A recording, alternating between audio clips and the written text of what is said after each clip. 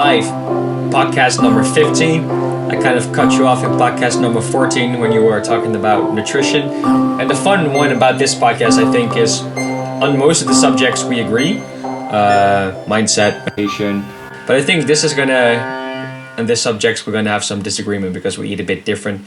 So that's gonna be fun. Yeah, I think that's one of the coolest things about, especially when you get into like dieting, like how like all of them work, and like the disagreements inside of it. And because you and I really do have an opposite view on a lot of this stuff, but my diet works for me and yours works for you. What a crazy thing, right? Exactly.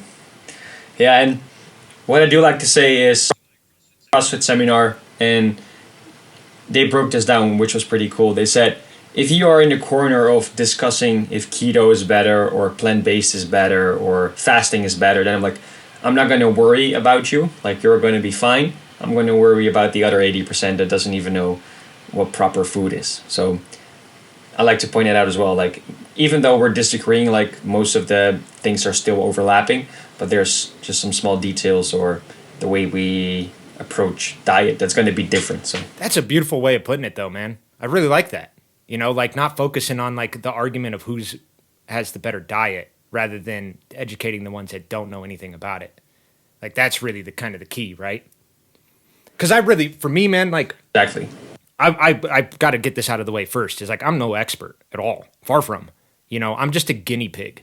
So I've tried many diets. I'm deep into like feeling how they react to my body. And that's how I've like figured out what works for me. And I think that's what a lot of people need to do because again, I'm not an expert, but I am myself and I feel my feelings inside. I know what affects me negatively and what doesn't. And I think that being like critical inside of those thoughts is what people need to do rather than just saying like, better or like, this is the end all be all. This works for everybody. Like, it's really hard to say that, It is. And the tricky thing with nutrition as well is there's no instant gratification. So feeling off. When I drink, the next day I'm going to be off.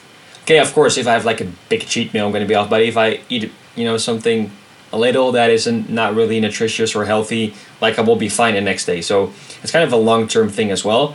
And then there are so many variables like I said, sleep. What do you do with drinking? How's your emotional stress?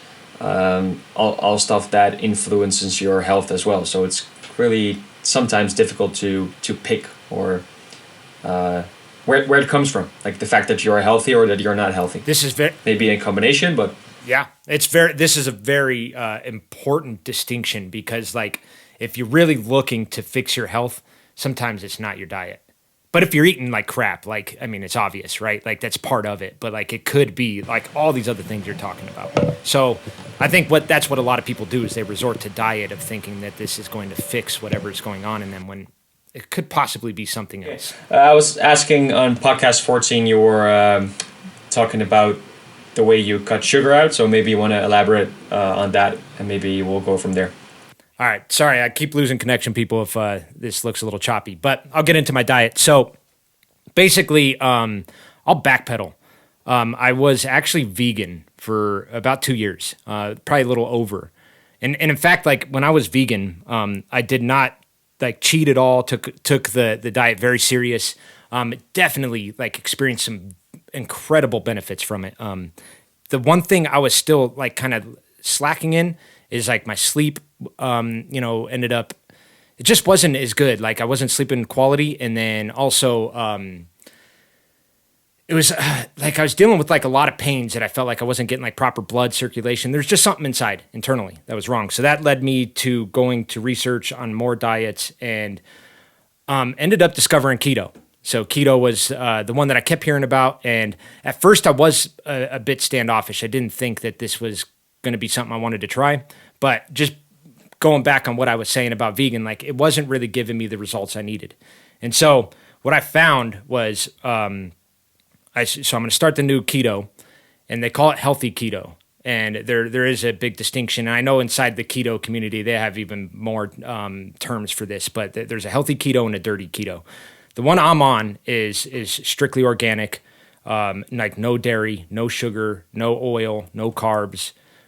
So basically what I'm doing is I'm trying to changed my body from burning sugar fuel to fat fuel. So I'm burning on ketones. And what I really discovered is I had a fatty liver and I was insulin resistant. And so that's what really ended up fixing me, was going on to keto to change my body from burning the fat fuel instead of sugar fuel. And like even on the vegan diet, like I could have done it way better, and I could backtrack on all the diets that I've been on. I just messed up. What I was doing is I've discovered is I was my sugar intake was far too high. And I find this a lot in like the vegan diets and a lot of the diets. And it's more in like the dirty terms, the people that are trying to cheat, like find the shortcuts around these diets. And so, really the big proponent was the sugar. And like once I cut that out and like realized like, first of all food that we eat ends up turning to sugar inside of our body. And so if you're putting any extra sugar in your body, like it's already kind of throwing it off. You're kicking your body out of ketosis. And if you research what ketosis does to your body, it's amazing for you. And so that's what I really understood. I did a 30-day, like complete, I'm going to go all in, no cheating. I really kind of view this as like I'm kicking habits and addictions out. So that's why I do it that way. And in those 30 days, like insane things happened to me. My sleep was reestablished. My energy levels got better. I mean, just you name it, like all around. And then now, like I'm about, I think like 50 days in, so I'm almost hitting 2 months. And like, dude, like I've talked about my knee pains, like everything seems to start. I'm feeling better inside, and I could just feel that like my body's starting to run on like the proper fuel, And I'm not running on the sugar fuel anymore. I'm running on fat fuel. Yeah, so what I'm picking from that is that insulin resistance, of course, and I eat mostly plant-based. Every once in a while, I eat something with egg or milk in it. Like I'm not too strict on that, but no meat. And I do combine it with intermittent fasting, so you kind of have that combination of a ketosis in the morning as well. But the moment I start eating, I do eat a lot of carbs. What I see with type 2 diabetes, of course, it's caused by insulin resistance as well. If you eat too much sugar, your organ's not going to work anymore and release insulin to turn that sugar into energy. But what I miss out in that equation is calorie intake. Like, do you know someone that has type 2 diabetes, or in the literature, or just anecdotally, that is in a caloric deficit and still has type 2 diabetes? That doesn't exist. So that insulin release, if you eat too much sugar, and eventually the insulin resistance, or that you're not sensitive to it anymore, I think has also to do with eating too much calories and combining that with sugar. Because if you focus on carbs, but you stay below your, the calories that you eat compared to what you burn, you won't have that insulin spike all the time, because compared to what you burn, it's not that much. So I think that's really important to say that, yes, it is caused by sugar and the insulin spikes, but that's often combined with a diet where you eat too much calories. So I am a fan of carbs. Same for training, because you get that glycogen storage in your muscles, and it's a great energy source for training. But I do combine it in fasting in the morning, so I still get that ketosis, but then I fill it up with sugar again. But still stay in that caloric deficit, because I'm not obese or overweight, of course. So then it won't be a problem. So that's kind of the thing that you and me are doing differently at the moment. Yeah, though I think essentially the result's the same.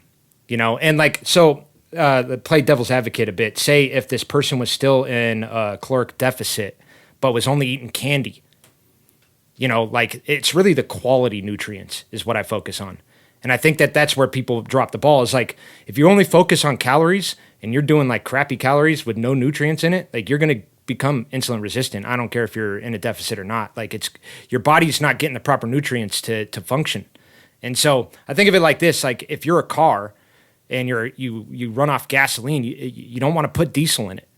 And that's what you're doing is if you're just eating like crappy junk food all the time and it's not nutrient dense and you're staying in a caloric deficit, you might lose weight, but your body's still going to be insulin resistant. You'll still have a fatty liver. Your pancreas and gallbladder won't be able to process bio, so you'll end up getting like excess fluid all around your stomach, under your arms. this is going to end up causing a lot of damage later on. So, I mean, essentially, you could be skinny, you could look good, you may not feel good, but like the overall looks will be there, but you could still be insulin resistant depending on what type of nutrients you're eating. You know, whether if it's nutrient dense or it's like lack of nutrient. Yeah, but it won't often result in type 2 diabetes. So I agree that you become more insulin resistant, but it won't ever translate in type 2 diabetes. And to come back to your statement is, it's with any food that if you eat shitty food that's like processed or junk food, doesn't matter if it's fat, carbs, or protein. Like if it's shitty and processed, it's going to be bad for your organs. Doesn't matter if it's sugar or fat. So.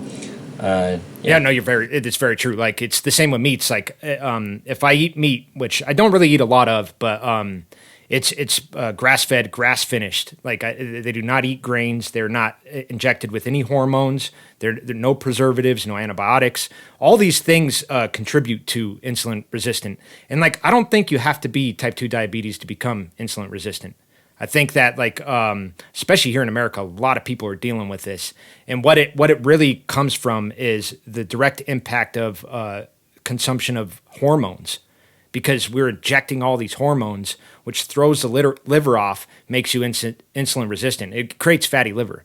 And that causes all kinds of other problems. Like you may not get fat or gain weight if fat is the wrong term, but you may get pimples. You may, like there's all kinds of other things that could happen. Like it depends on the person. And that's why like you and I talk about it, like it's an individual thing. So to say like a diet is end all be all, I don't know. I don't think that's true at all. But I think that judging what's happening to you, in fact, like I'll refer him. His name's Dr. Eric Berg. He's a big proponent in what I'm talking about. I actually do intermittent fasting as well. I forget to mention, but he's the one that suggests the healthy keto and intermittent fasting. And so, you know, if you are like trying to judge like what is wrong with you, like say if you're not extremely overweight but you have a lot of pimples, you're probably insulin resistant or in some shape or form, and it may be like a really, really just the beginning stages of it. But like that's an indicator. He calls this like referred pain, or like you could kind of like some people will have a pain in their left shoulder. He could say that that's your liver isn't processing things right. And so he knows how to like go pinpoint, like if you're feeling pain here, we want to look down in another area because that's probably where it's coming from. And he has unique videos and ways to like really pinpoint these things. And I have the same thing with meat. So again, it's not necessarily sugar. Like if you buy meat here in our supermarket, it's going to be filled with antibiotics and growth hormones, and you're going to eat that. Or even with dairy, which is going to cause inflammation and also going to get you pimples. Even though there's no sugar in it, it's still, can be bad for your body. So again, to come back on that sugar, I don't think necessarily a macro is bad for you, like a protein, a fat, or a carb, but it's more like the source of it. I agree. So like if you eat an apple, you're not going to convince me that is bad for you because it has sugar in it, right? Or when you eat a walnut, like it's fat, it's bad for you. Or if you eat, if you eat beans, they could say it's protein's bad for you. Like, of course not. It's like, what's the source of it? Like, I just had 3 examples of a good food, but you can also take fat from a hamburger and get meat from processed meat, or protein from processed meat, and sugar from a candy bar. Yeah, that's going to have a whole different impact on your body. So I think it's too easy to say a macro on itself is necessarily bad, like sugar. Like you said, everything in our body turns to sugar for our energy, but it's more like, what's the source? Yeah. Actually, I think you used a good example here because, say if we're going to go to the individual, right? If you have diabetes, for example, you don't want to be eating apples. Like they're loaded with sugar and it's not going to be good for you. But you and me, we could eat apples just fine. Like our body will be able to process it, right? And maybe that person that has diabetes, you just need to cut out the apple until you get rid of the diabetes. Then you could reintroduce it. But that's kind of a way to like determine these things, and like I completely agree with you. It's very difficult to like pick apart, like say sugar is just bad for you. But the way I think of it, added sugar is bad for you because everything is sugar. And what else will happen to people too? If you cut sugar out, your taste buds completely change. Like it sounds crazy, but like broccoli tastes sweet to me now. It's really crazy. Like I taste It's things like crazy. so much better, man, where I'm like, wow, the flavor of this is amazing.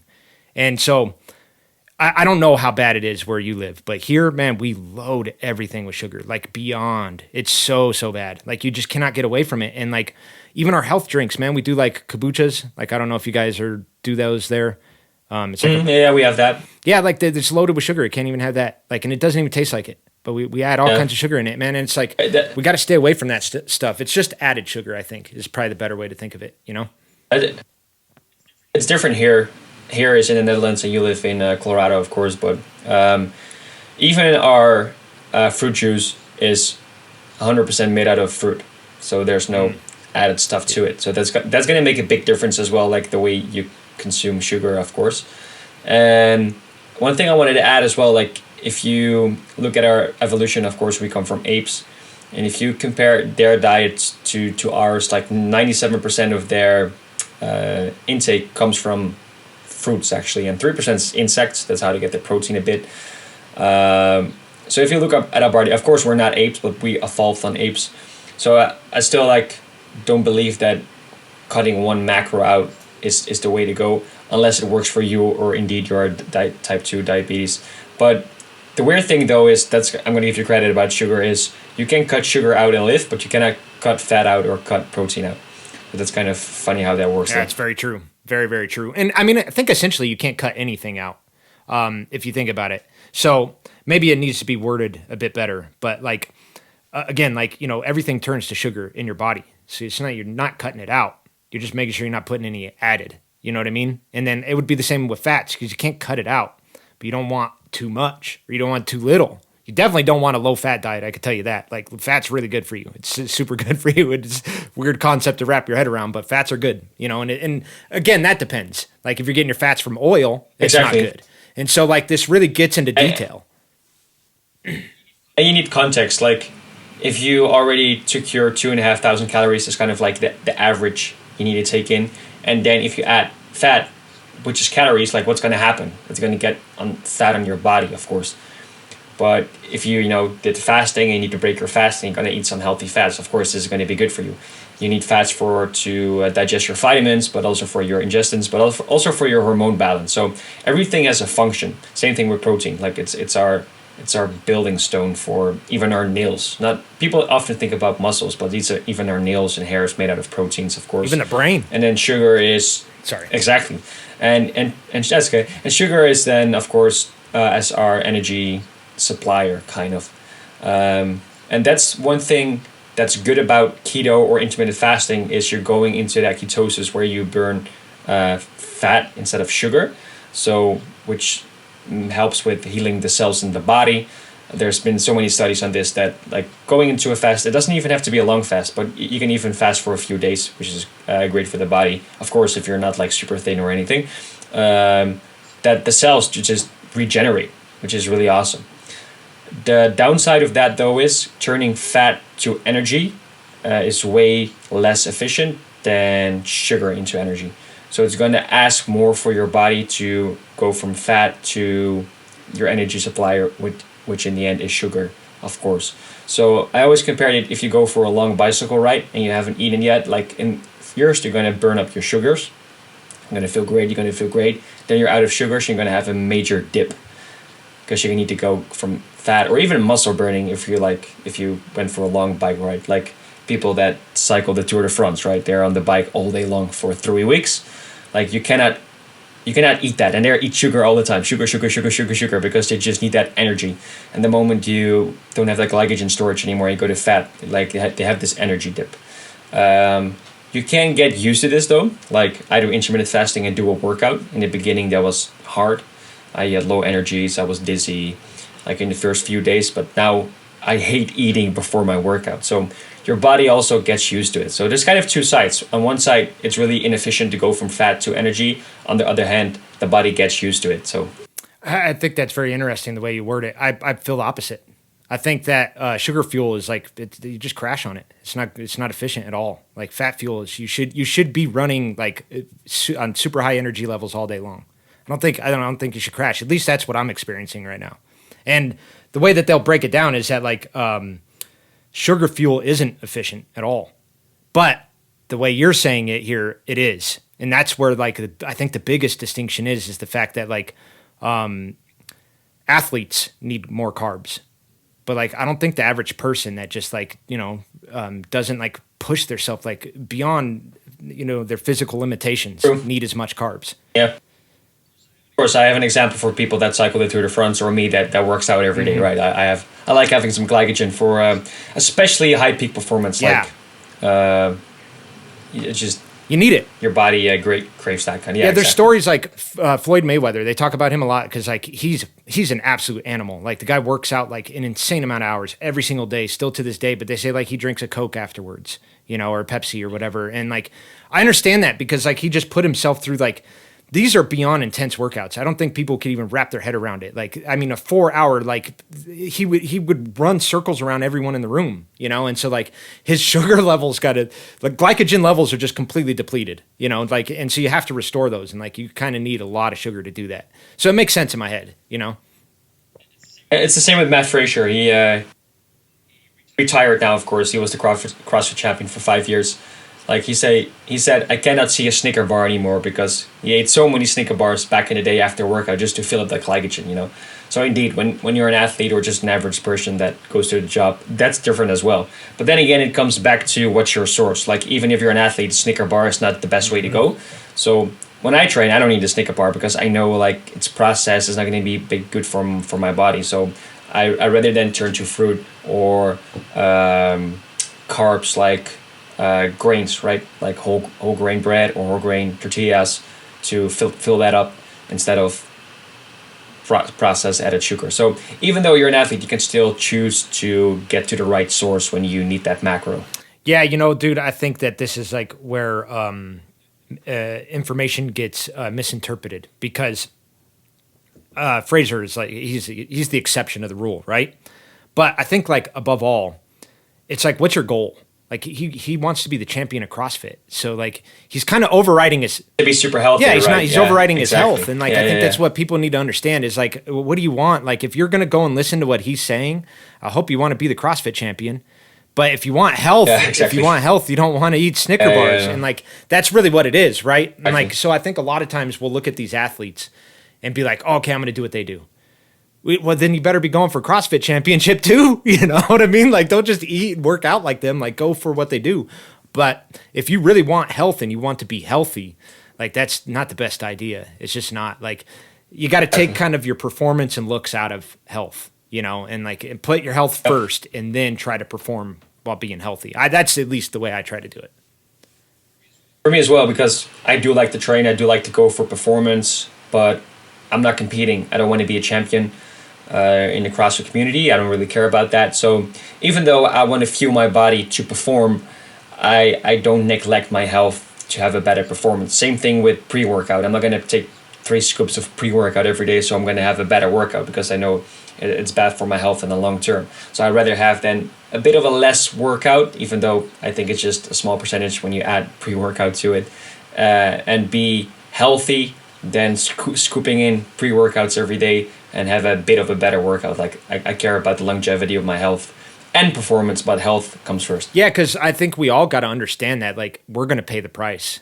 Like if you choose to eat Snickers every day just because he told you to, you got to pay the price, not him.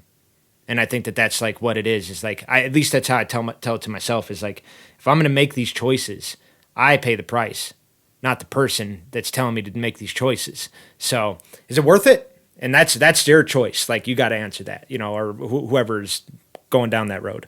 And I was gonna say, with training, you can get away with more when you have a bit of muscle, when you work out. So you got to understand that as well. Like, because my body needs more calories as well. So I'm going to be better off if I do eat a Snicker sometimes than people that sit on their ass all day. So that's tricky as well. Like, yeah, because your muscle literally asks for more micro and macro nutrients. So you can get away with a bit more as well.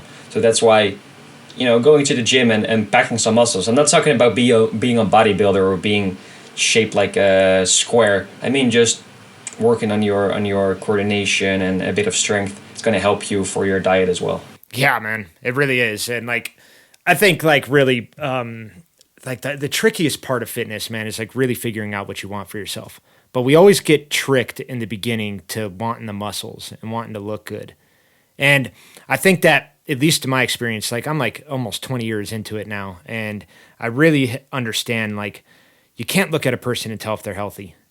And I just wish that all of us would, instead of walking in saying like, I want to look good, say I want to be healthy, and understand that the result of being healthy will be looking good, you know? And like, yeah, exactly. And that should be the byproduct, not the primal focus. yeah, because we could all get there, man. Like, it doesn't have to be Matt Frazier or, you know, a bodybuilder. Or you don't have to be this, like, champion. You don't have to.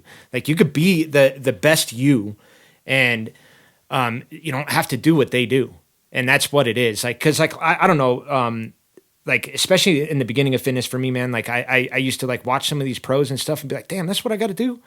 Like, okay. You know, and like fail miserably, you know, because these people are the exception of the planet. And like, I'm trying to like chase what they're doing. It's like, is this really for me?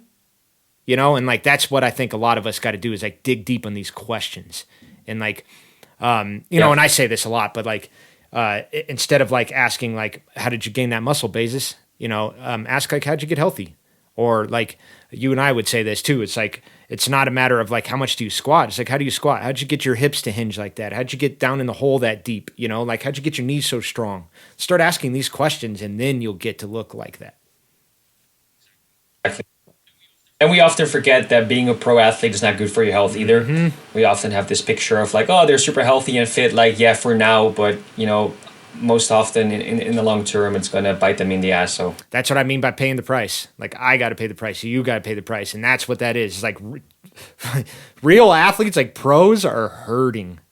They are hurt. They're in pain, yep. Like real pain. And I saw this great video, because you were talking about looking good doesn't mean you're healthy from inside. I saw this great video where he was not a bodybuilder, but he was kind of in this aesthetic world, where he went to do a photo shoot.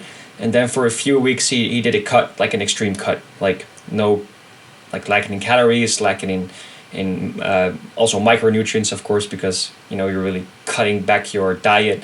And what you saw, he got really shredded, and he'll look really good in the picture. But then they did a blood test, and you could see that everything went to shit. Cholesterol was bad, vitamins levels were bad, liver was bad, like his function. It was like, okay, he looks great, but that 3 week, he really paid the price for that. So that's a great example of, okay, you may look healthy on the outside, but that doesn't mean shit necessarily. Let's just point this out for what it is. This is how we trick ourselves, people. This is what we do, is we look at something, we're like, oh, I want that. It's the rose-colored glasses. Not realizing like the back end story of it, which you just gave. This guy like almost killed himself to get that picture. You know what I mean? Like, I'm exaggerating, but like it's almost true. Like, you depleted all your levels to unhealthy point. And like we're looking at you saying like, holy crap, like you could run through walls and like lift cars and throw buses and, you know, you're the Hulk. But in reality, it's like, this guy's like a shriveled up mess. It probably couldn't even lift his finger. Exactly. Well, and, you know, I'm sorry to cut off, but there's another thing like I really want to like point out, man, is like supplements. And like, you know, we talk about our diet, and I don't know if we went over it enough, but like this could be. I don't think we. Yeah, this could be a, like, you know, a 2 week long podcast. But like, let's go to supplements, right? Because I know you don't take any, and neither do I.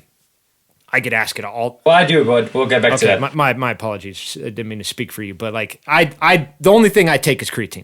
So I don't do like any protein shakes. I don't do pre-workouts. I used to, but I don't do this stuff anymore. And man, like what, like, not to say that there isn't companies out there that sell good stuff. There is, but most of this stuff is loaded with sugar and crap, and it's making you way worse. And then they go and hire these bodybuilders to be like, oh, I took this protein shake to get this big, and it's crap. It's bullshit. They did not do that. Like, and it's all over the place in the fitness. I did talk about this before. Like, people want the magic pill, they want the shortcut. Like, I will take this protein shake and I will look good. No, like, no, you need to put in the freaking work to get there.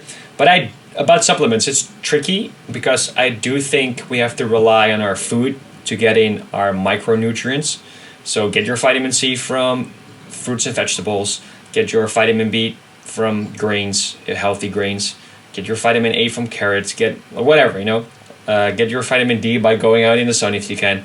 But of course, we live longer than compared to a few hundred years ago because we do have science, we do have our Western medical use that can be helpful. But sometimes we moved away from living outside.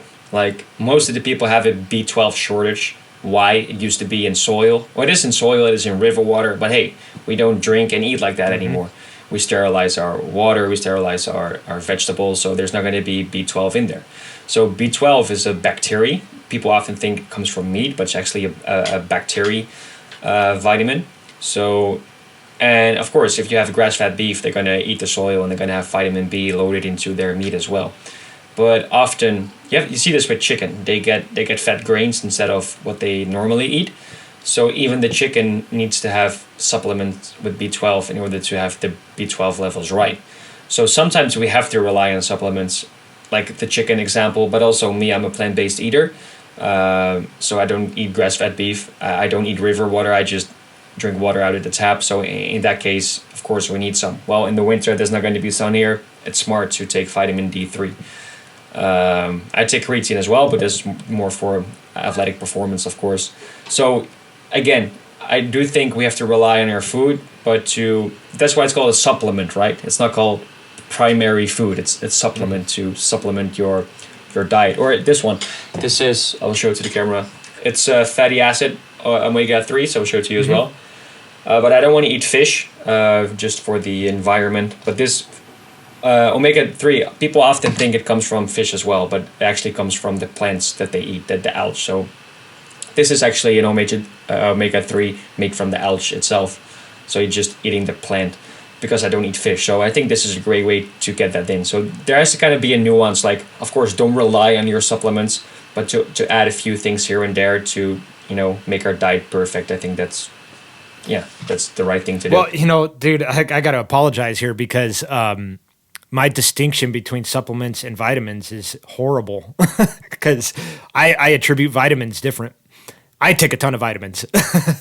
So when I think, okay. I see that as supplement as well. So and it is. So okay. I'm wrong here, but I do a lot of vitamins. I take all kinds like selenium, pantethine. I take a lot of stuff to correct my sleep. I do omega-3s, all the vitamins in the book. Because you explained it perfectly. I don't have to say much else, but you definitely want to get most of your nutrients from your food and from going outside. You want to do it the healthy way, but it is smart. We have the ability now to add more. Let's get us all the vitamins in, and so that's how I kind of think of it. Exactly, to get the whole complex. Yeah. And Rhonda Patrick, she was the doctor at Joe Rogan, the podcast. I love her. She's amazing how she breaks it down. But I was listening to her first podcast, and I got kind of annoyed by it. Not because she's not amazing, but they were only talking about supplements.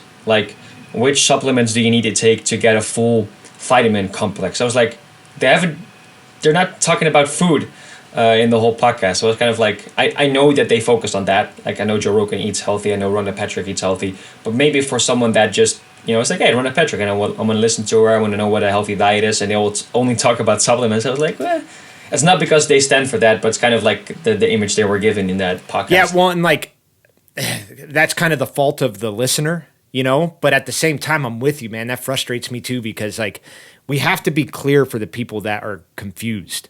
Obviously, Dr. Rhonda Patrick knows what she's talking about. Rogan will, so they don't need to cover the food. Oh, yeah, exactly. But the listeners don't. And so they're going to think that you're saying, oh, I could continue eating like crap and just have to take the supplements. And that's what they do is they really believe this. And that's where the dirty keto comes from. That's where dirty veganism comes from. Dude, because vegan, it's a great diet. I don't bash it at all. I know for a fact. You do it right. I know I could, backtracking, now that I know what I know, I could easily go vegan and be fine, But when you're putting all the crap in it, man, you're doing this, fake vegan cheesecake and fake vegan chicken nuggets. It's not part of it. You can't do that. And, so you got to know that, it comes directly from food first. I really believe it's 98% of it, or what, it's a massive percentage, a mass majority, and then the rest of it is just a supplement. Just as you said, they literally says it in the word. It's just a supplement. Exactly. And again, even though you cut sugar out, I do eat carbs or sugar. We still both do it from a healthy source, so it's not the dirty version. So it's the same with supplements. Like, don't continue your dirty diet and then think, let's take a vitamin C pill and I'll be fine. No, you still have all this processed food that's going to cause inflammation and in the long term is going to have a negative effect. So first fix that and don't take the shortcut. Yeah, dude, it's like my biggest thing is to get nutrient dense foods. And so you can ask my wife, like I attack it hardcore, man. So we went to a farm. My father and I went to a farm, bought a shit ton of vegetables straight from the farm, and they call them like field tomatoes. Like these things have no pesticides. They're growing straight from the soil. It's as natural and as healthy as you could possibly get. So I don't go to the grocery stores anymore. I avoid those. Exactly. And like I could tell you right now, man, the tomato tastes far different, which clearly indicates there's something wrong with our tomatoes in the grocery stores. And so like, also I go and do the grass-fed beef and like I'll do bacon, right? Or my eggs. And these are like, it's the high quality stuff. So like most eggs you could buy here, get a whole carton for like 99 cents. The ones I buy are $8, which is crap. It sucks that like people that want to take care of themselves has to deal with that, but that's a consumption production thing. Like most people are going to go for the cheaper ones and they're not going to realize it. But what you're losing out on is nutrients. You're losing out on these precious, like vital nutrients. And like I avoid it at all cost. So that's really the biggest catalyst. And I hate that excuse of it being more expensive. Like, yeah, you're going to pay more now, but in the end it's going to save you money at the end. Like if you're gonna buy all the crappy cheap shit and later on you have to pay for your hospital bills because your liver went to shit, like you're gonna look back like maybe I should spend a few more dollars on quality food. And I mean there's no price for your health, right? Like how can you not take that as a priority and make sure you save enough money to have a healthy diet?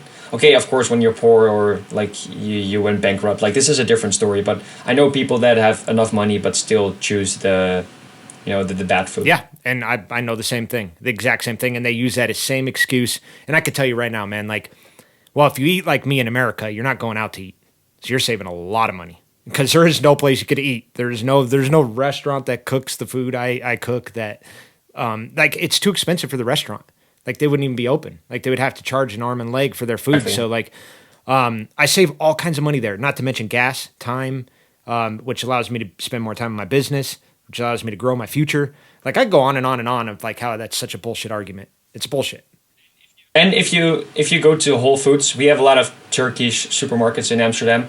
There are kind of like small places, and you can buy better food for less actually because it's not like a mass production place. You just travel 2 minutes further down the road and then you have good quality food, and it's actually cheaper than that. So you kind of have to look for it as well. Yeah, like actually here in Colorado, if I do have any Colorado listeners, we have a place called the Natural Grocers, and it's just what you're talking about. Yeah. Like they specialize in like local organic foods.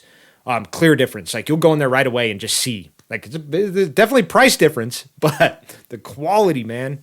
Like, dude, the food tastes so much better, so much better. I always say this. Like, I wish people were to just do what I do for 30 days. They would never go back.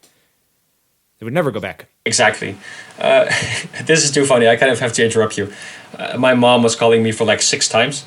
I was like, what's going on? Like I have to, but our garden is getting worked on and she's standing for an empty door and she called like 10 minutes ago. So now she's waiting for 10 minutes outside. Damn. So let me open the door for her and then let me be back in a minute. You can continue talking though about maybe a cool anecdote or story about diet or whatever, but let me help. Bazes has to go let his mom in. So I'm Yeah, I was talking to my mom as well, but good. I think we could just end the podcast as well, right? I think so as well. Cool. My mom is inside though, so for all the listeners. Yeah, I think it's time though. It's time to end this podcast. I think we covered at least most of what we needed to. If anybody is like curious or has any more questions, you could obviously ask us in the comments. Like we would gladly cover it in the next podcast, or even get back to you in the comments.